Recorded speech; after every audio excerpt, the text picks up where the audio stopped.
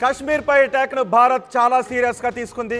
దీనికి పాకిస్తాన్ ప్రేరేపిత ఉగ్రవాదులు పరిహారం చెల్లించాల్సి ఉంటుంది అని భారత్ చెబుతూ వస్తుంది. ఇప్పటికే పాకిస్తాన్ పై ఆంక్షల దిశగా భారత్ వెళుతూ ఉంది. పహల్గామ్ ఉగ్ర దాడిపై కేంద్రం చాలా సీరియస్ గా ఉంది. ఉగ్రదాడిలో పాక్ హస్తాన్ని క్షమించేది లేదు అని కేంద్రం తేల్చేసింది. అఖిలపక్ష సమావేశానికి కేంద్రం పిలుపునిచ్చింది. రాజ్నాథ్ సింగ్ నేతృత్వంలో ఈరోజు అఖిలపక్ష సమావేశం జరగబోతోంది. నిన్నటి సిసిఎస్ భేటీలో భారత్ పాకిస్తాన్పై కీలక నిర్ణయాలు తీసుకుంది. ఈ నిర్ణయాలలో పాకిస్తాన్తో సింధు జలాల ఒప్పందాన్ని నిలిపివేసే విధంగా నిర్ణయాన్ని తీసుకుంది.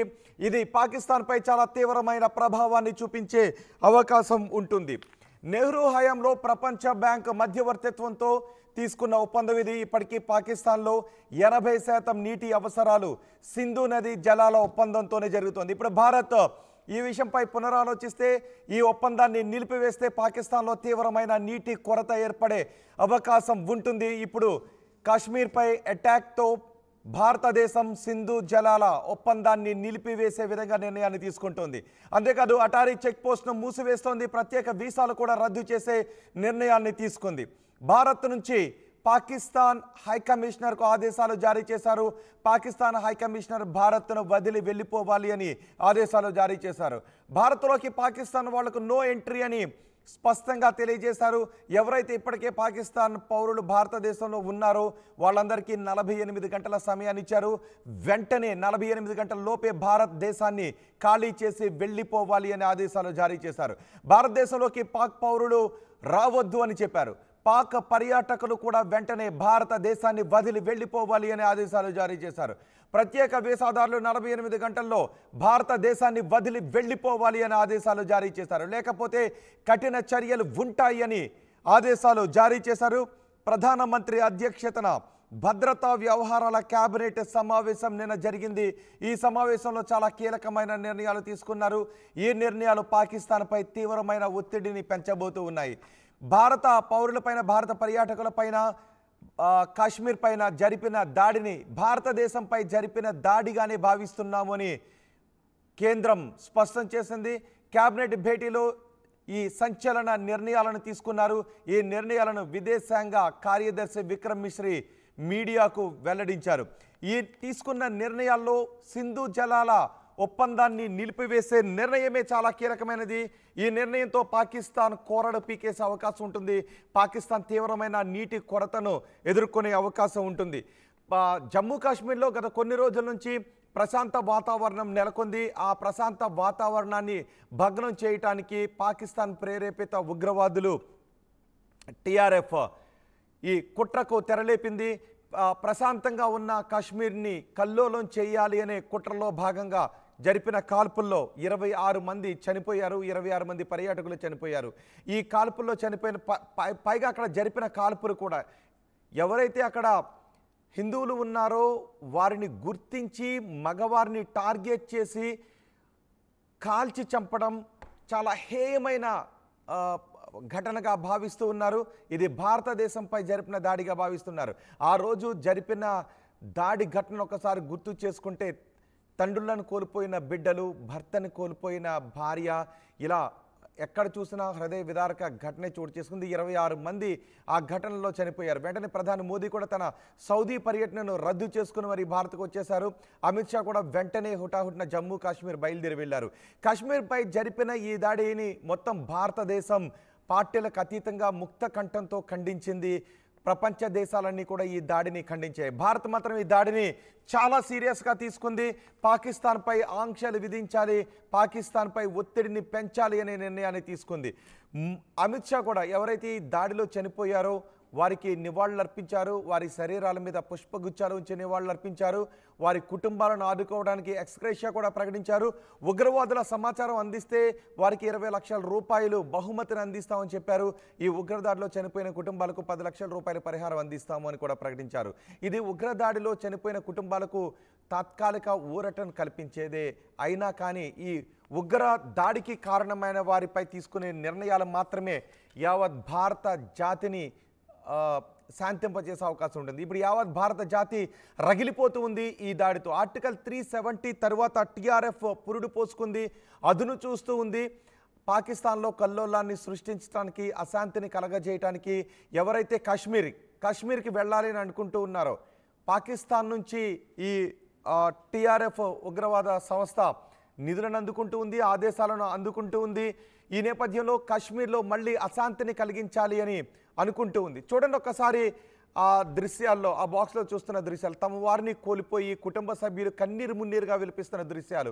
కేవలం వారి కుటుంబ సభ్యులు మాత్రమే కుటుంబ సభ్యులను కోల్పోయి వారి దేహాల ముందు కన్నీరు కార్చడం లేదు. ఈరోజు యావత్ భారత జాతి కూడా ఈ ఉగ్రదాడితో రగిలిపోతూ ఉంది, కన్నీరు కారుస్తూ ఉంది.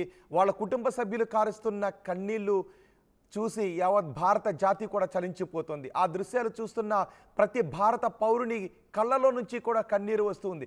ఈ ఉగ్ర దాడికి కారణమైన సంస్థ ఏదైనా సరే దాన్ని నామరూపాలు లేకుండా చేసేయాలి అని ఈరోజు యావత్ భారత జాతి కూడా కోరుకుంటుంది. అందుకే కేంద్ర ప్రభుత్వం పాకిస్తాన్పై ఆంక్షలను పెంచుతుంది. ఒకసారి రెండో బాక్స్లో చూడండి, తమ వారిని కోల్పోయి వాళ్ళంతా కూడా హాయిగా గడుపుదామని కాశ్మీర్కి వచ్చారు. కానీ ఉగ్రవాదులు జరిపిన మారణ హోమంలో ప్రాణాలను కోల్పోయిన వారు రీసెంట్గానే పెళ్ళై హనీమూన్కి అక్కడికి వచ్చారు.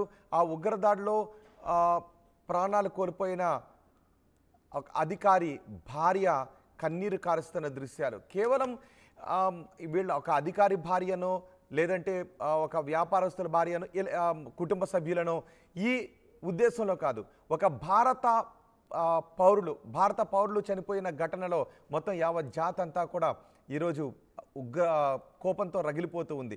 ఉగ్రవాదుల పీచి మనచాలి అని అనుకుంటుంది. భర్తను కోల్పోయిన ఆ భార్య కారుస్తున్న కన్నీరు చూడండి, దుఃఖం ఆగడం లేదు. పదే పదే ముందుకు వెళుతూ కూడా మళ్ళీ వెనక్కి వచ్చి తన భర్త దేహాన్ని ఉంచిన చోట ఆమె కన్నీరు కారుస్తూ ఉంది. ఆమె మాట్లాడుతున్న మాటలకు ఎవరు కూడా సమాధానం చెప్పలేని పరిస్థితి కనిపిస్తూ ఉంది. ఈ దృశ్యాలు చూసి ఉగ్రవాదులు ఈరోజు నవ్వుతూ ఉంటూ ఉండొచ్చు. ఎందుకంటే ఉగ్రవాదులకు సాధారణ పౌరులు పెట్టే హాహాకారాలు, సాధారణ పౌరులు కార్చే కన్నీరు ఇవి వారికి ఆనందాన్ని కలిగిస్తాయేమో. కానీ అతి త్వరలోనే దీనికి వాళ్ళు మూల్యం చెల్లించుకోబోతున్నారు. ఏ ఉగ్రవాదులైతే భారతదేశంపై దాడి చేశారో వాళ్ళు మూల్యాన్ని చెల్లించుకోబోతున్నారు అని కేంద్ర ప్రభుత్వం అంటూ ఉంది. ఆ దృశ్యాలు చూస్తున్న ప్రతి భారత పౌరుడు కూడా కోపంతో రగిలిపోతున్నాడు. ఈ ఘటనకు కారణమైన ఉగ్రవాదులను పీచి మనచాలి, వాళ్ళను ఉరితీయాలి, వాళ్ళని కాల్చి చంపాలి అనే కోపంతో రగిలిపోతున్నాడు. ఆ దృశ్యాలు చూడండి ఒకసారి. తన భర్తను కోల్పోయి ఆమె కన్నీరు కారుస్తున్న దృశ్యాలు. తన భర్తను పార్థివ దేహాన్ని ఉంచిన చోట వెళ్ళలేక అక్కడి నుంచి వాళ్ళకు అధికారులు తీసుకువెళ్తున్న, కుటుంబ సభ్యులు తీసుకువెళ్తున్న, మళ్ళీ అక్కడికే వచ్చి ఆమె బాధతో తన భర్తను తలుచుకొని కన్నీరు మున్నీరుగా విలిపిస్తోంది. అందుకే యావత్ జాతి కూడా ఈ ఘటనను యావత్ భారత జాతి కూడా చాలా సీరియస్గా తీసుకుంది. కేంద్రం ఎటువంటి చర్యలు తీసుకుంటుంది? ఈ ఉగ్రవాదులను మట్టుబెట్టాము అనే వార్తను కేంద్రం ఎప్పుడు భారత జాతికి తెలియజేస్తుంది, ప్రపంచానికి తెలియజేస్తుందని భారతదేశం ఎదురు చూస్తూ ఉంది. అందుకే ఈ ఉగ్రదాడికి కారణమైన పాకిస్తాన్పై చాలా కఠినమైన నిర్ణయాలు తీసుకుంది. ఈ నిర్ణయాలలో సింధు నదీ జలాల ఒప్పందాన్ని రద్దు చేయాలి అని తీసుకునే నిర్ణయం పాకిస్తాన్లో 80% నీటి కొరతను సృష్టించే అవకాశం ఉంటుంది. నిజానికి ఏ దేశం మరో దేశంపై నీటి కొరతను సృష్టించి ఆ దేశ పౌరులు అల్లాడిపోవాలి అని కోరుకోదు. కానీ ఒక దేశం మన చేసుకున్న ఒప్పందం కారణంగా నీటి అవసరాలు తీర్చుకుంటున్న ఒక దేశం మనపైనే కయ్యానికి కాలు దూతుంటే, మనపైనే ఉగ్రవాదులను పంపుతూ ఉంటే, మన పౌరులను చంపుతూ ఉంటే, అలాంటి దేశానికి మనం నీటి అవసరాలను తీర్చే ఒప్పందాన్ని కొనసాగించాలని ఇప్పటికీ యావత్ భారతదేశం రగిలిపోతూనే ఉంది. అందుకే సింధు నదీ జలాల ఒప్పందాన్ని రద్దు చేస్తే పాకిస్తాన్లో 80% నీటి కొరత ఏర్పడే అవకాశం ఉంటుంది. సో నిన్న తీసుకున్న నిర్ణయాలపై భారత విదేశాంగ కార్యదర్శి మాట్లాడారు. ఆయన ఏం మాట్లాడారు ఒకసారి చూద్దాం.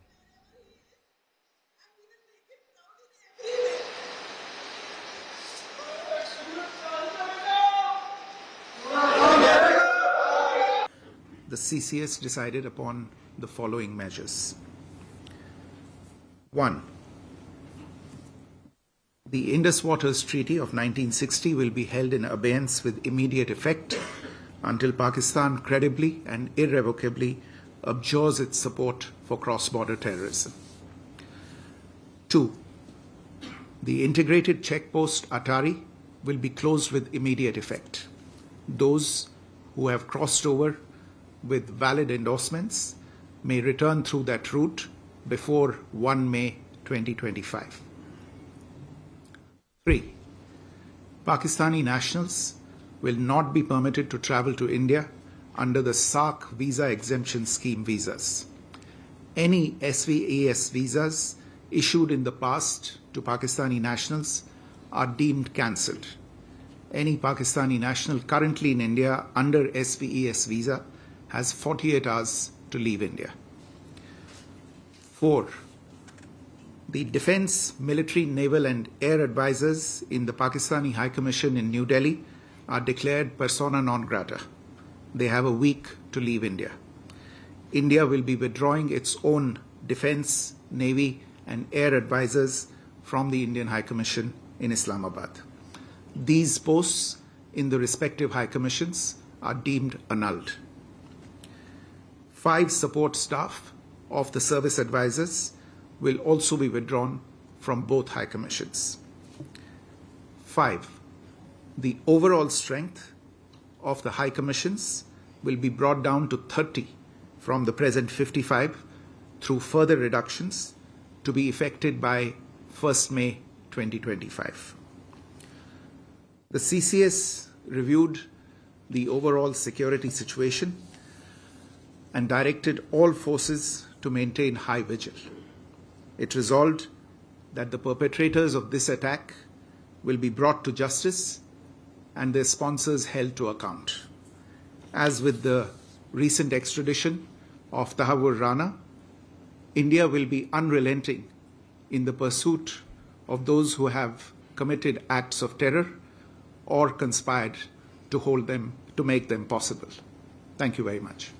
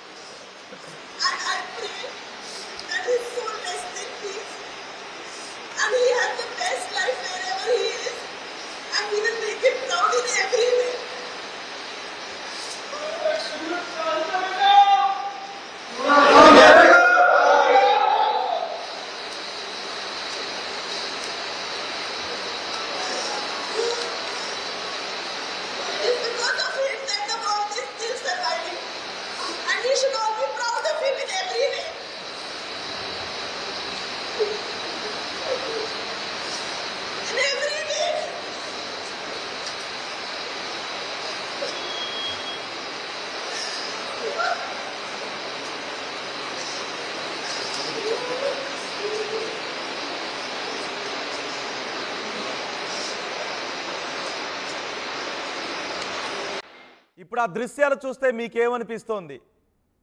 ఈ ఉగ్రదాడికి పాల్పడిన ఉగ్రవాదులపై భారత పౌరులుగా మీరు ఎటువంటి శిక్షణ వేయాలనుకుంటున్నారు? ఎటువంటి నిర్ణయాలు తీసుకోవాలని అనుకుంటున్నారు? మీ అభిప్రాయాన్ని కమెంట్ బాక్స్లో తెలియచేయండి. ఈ క్షణం ఆ దృశ్యాలు చూస్తే మీకేమనిపిస్తోందో? జమ్మూ కాశ్మీర్లో జరిగిన ఉగ్ర దాడిలో చనిపోయిన భారత నేవీ ఆఫీసర్ వినయ్ భార్య ఆయన శరీరాన్ని ఉంచిన చోట కన్నీరు మున్నీరుగా విలపిస్తున్న దృశ్యాలు అందరినీ కంటతడి పెట్టిస్తున్నాయి. ఆ రోజు దాడి జరిగిన చోట ఒక ఫోటోగ్రాఫర్ని మనం చూసాం. ఆమె భర్త ఉగ్రవాదుల తూటాలకు బలైపోయి పక్కనే నిర్జీవంగా పడి ఉంటే ఆ పక్కనే షాక్లో ఉండి రోదిస్తూ కనిపించింది మనకి ఒక ఫోటోలో. ఇప్పుడు మీరు ఏడుస్తూ కనిపిస్తున్న ఆమె నేవీ అధికారి భార్య అక్కడ నుంచి వెళ్ళలేక రీసెంట్గానే వాళ్ళకి మ్యారేజ్ అయింది. వాళ్ళు జమ్మూ కాశ్మీర్కి వెళ్ళారు, హనీమూన్కి వెళ్ళారు. అక్కడ ఉగ్రవాదులు జరిపిన దాడిలో భర్తను కోల్పోయిన నేవీ ఆఫీసర్ భార్య ఆమె. చూడండి ఒకసారి ఆ అధికారులు అక్కడ నుంచి మళ్ళీ తీసుకువెళ్తుంటే వెళ్ళలేక మళ్ళీ వెనక్కి వచ్చి ఆమె భర్త శరీరాన్ని పార్థివ దేహాన్ని ఉంచిన చోట రోదిస్తూ ఉంది. ఇది తాత్కాలికంగా ఉగ్రవాదులకు ఆనందాన్ని కలిగించవచ్చు, కానీ ఆ ఉగ్రవాదులు అతి త్వరలోనే మూల్యాన్ని చెల్లించబోతున్నారు. భారత జాతి మొత్తం కసితో రగిలిపోతుంది, భారత జాతి మొత్తం కోపంతో రగిలిపోతుంది. కాశ్మీర్పై దాడి జరిపిన ఈ ఉగ్రవాదులను నామరూపాలు లేకుండా వాళ్ళపై చర్యలు తీసుకోవాలి అని నిన్న భారత ప్రభుత్వం పాకిస్తాన్పై కొన్ని కీలకమైన నిర్ణయాలు తీసుకుంది. అందులో ముఖ్యమైనది సింధు నదీ జలాల ఒప్పందాన్ని నిలిపివేయాలని, పాకిస్తాన్ పౌరులు వెంటనే భారతదేశాన్ని వదిలి వెళ్ళిపోవాలి అని, పాకిస్తాన్ హైకమిషనర్ వెంటనే భారతదేశాన్ని వదిలి వెళ్ళిపోవాలి అని, ఎవరైతే ప్రత్యేక వీసాదారులు ఉన్నారో వాళ్ళందరూ 48 గంటల్లో భారతదేశం వదిలి వెళ్ళిపోవాలి అని ఆదేశాలు జారీ చేశారు. 26 మంది ఈ ఉగ్రవాదులు జరిపిన దాడుల్లో ప్రాణాలు కోల్పోయారు. ఎంత పిరికి పందలు కాకపోతే భారత ఆర్మీ వేసుకొని డ్రెస్సుని వేసుకొని వాళ్ళు భారత ఆర్మీగా నమ్మించి భారత పౌరులను కాల్చి చంపారు కాశ్మీర్లో కొన్ని రోజుల నుంచి శాంతి పరిస్థితులు నెలకొన్నాయి. కానీ ఉగ్రవాదులు మాత్రం కొన్ని నెలల నుంచి వాళ్ళు రెక్కి నిర్వహిస్తూనే ఉన్నారు. కాశ్మీర్ని మళ్ళీ అల్లకల్లోలం చేయాలని, కాశ్మీర్లో రక్తపాతాన్ని సృష్టించాలని. అందులో భాగంగానే ఇప్పుడు కాశ్మీర్లో ఎవరైతే శాంతియుత పరిస్థితులు నెలకొన్నాయి, అక్కడికి పర్యాటకులు ఎక్కువ మంది వస్తున్నారు అని తెలుసుకున్న తర్వాత వాళ్ళు స్కెచ్ వేసుకున్నారు.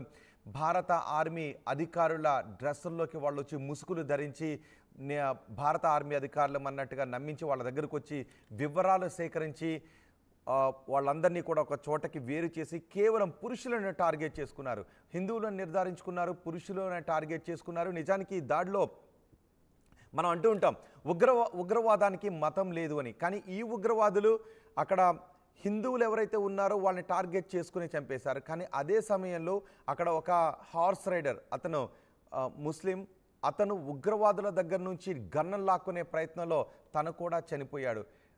ఈ విషయాన్ని కూడా చాలామంది గుర్తించాలని చెబుతున్నారు. ఉగ్రవాదులకు నిజంగానే కులం ఉండదు, ఉగ్రవాదులకు కులం ఉండదు, మతం ఉండదు, మానవత్వం అసలే ఉండదు. కాశ్మీర్పై జరిపిన దాడిలో ఉగ్రవాదులు మరోసారి అదే నిరూపించారు. అక్కడ వచ్చిన పర్యాటకులందరూ కూడా ఆ రోజు జరుపుతున్న కాల్పులను చూసి ఒకసారిగా భయభ్రాంతులు అయిపోయారు, పరుగులు తీశారు. వారందరినీ ఒక చోటకి పిలిచి వాళ్ళ ఐడెంటిటీని అడిగారు. వాళ్ళు ఎక్కడి నుంచి వచ్చారు, వాళ్ళ పేర్లేంటి, ఈ వివరాలన్నీ తెలుసుకుని ఒక చోటకి తీసుకుని వచ్చి వాళ్ళ దుస్తులు కూడా విప్పించి చెక్ చేసిన తర్వాత కాల్పులు జరపడంతో ఒక్కసారిగా భయభ్రాంతులకు గురై అక్కడి నుంచి పరుగులు తీశారు. పరుగులు పెడుతున్న వారిపైన కూడా ఉగ్రవాదులు కాల్పులు జరిపి అక్కడ నుంచి వెంటనే అడవులోకి పారిపోయారు. భద్రతా సిబ్బంది అక్కడికి చేరుకున్న అడవునంతటినీ కూడా కూమింగ్ చేశారు, జల్లెడ పడుతున్నారు. అయితే దీనికి కారణం టీఆర్ఎఫ్ తామే ఈ దాడికి కారణమని ప్రకటించుకుంది. ఆర్టికల్ 370 రద్దు తర్వాత ఈ టీఆర్ఎఫ్ ఏర్పడింది. అప్పటి నుంచి కూడా రెక్కి నిర్వహిస్తుంది. ప్రశాంత పరిస్థితులు నెలకొంటున్న జమ్మూ కాశ్మీర్లో అశాంతిని నెలకొల్పాలి, అక్కడికి టూరిస్టులు ఎవరో కూడా రాకుండా చేయాలి. టూరిస్టులు రావాలంటే అక్కడ కాశ్మీర్కి రావాలనుకునే టూరిస్టుల గుండెల్లో భయాన్ని నింపాలి అని ఒక కుట్రను పన్నారు. ఆ కుట్ర మాత్రం ఎట్టి పరిస్థితుల్లోనూ ఇది తాత్కాలికంగా వారికి ఆనందాన్ని కలిగించవచ్చు, కానీ ఆ కుట్ర నిలబడే అవకాశం లేదు. ఇప్పుడు భారతదేశం పాకిస్తాన్పై కఠిన నిర్ణయాలను తీసుకుంటూ ఉంది. ఎవరైతే ఉగ్రవాదులు ఈ దాడికి పాల్పడ్డారో వారి వెనుక ఎవరున్నారో వీళ్ళందరిపై కూడా కఠిన చర్యలు తీసుకుంటామని చెప్తున్నారు. ఇప్పుడు పాకిస్తాన్పై ఆంక్షలు విధిస్తూ ఉన్నారు. పాకిస్తాన్పై విధిస్తున్న ఈ ఆంక్షలు సరిపోతాయని భారత పౌరులుగా మీరు అనుకుంటూ ఉన్నారా? మీ అభిప్రాయాన్ని కమెంట్ బాక్స్లో తెలియచేయండి. ఇప్పటికే సరిహద్దులన్నింటినీ కూడా మూసివేస్తున్నారు. పాకిస్తాన్ పౌరులు భారతదేశాన్ని వదిలి వెళ్ళిపోవాలి అనే కీలక నిర్ణయాలు తీసుకున్నారు. సో ఉగ్రవాదులను జల్లెడ పట్టే ప్రయత్నం చేస్తున్నారు. కాశ్మీర్కి రావాలి అనుకునే వాళ్ళు మాత్రం భయాందోళన చెందాల్సిన అవసరం లేదు. ఉగ్రవాదులు పిరికి బందలుగా భారత ఆర్మీ డ్రెస్సులు వేసుకుని పిరికి బందలుగా తీసుకున్నటువంటి నిర్ణయాన్ని యావత్ ప్రపంచం ఖండిస్తుంది, భారతదేశం ఖండిస్తుంది. భారతదేశంలో పార్టీలకు అతీతంగా, కులాలకు అతీతంగా, మతాలకు అతీతంగా అందరూ కూడా దీన్ని ఖండిస్తున్నారు.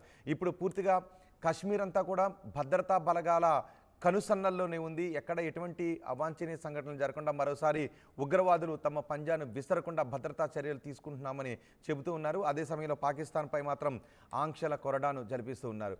మీరేమనుకుంటున్నారో మీ అభిప్రాయాన్ని కమెంట్ బాక్స్లో తెలియచేయండి.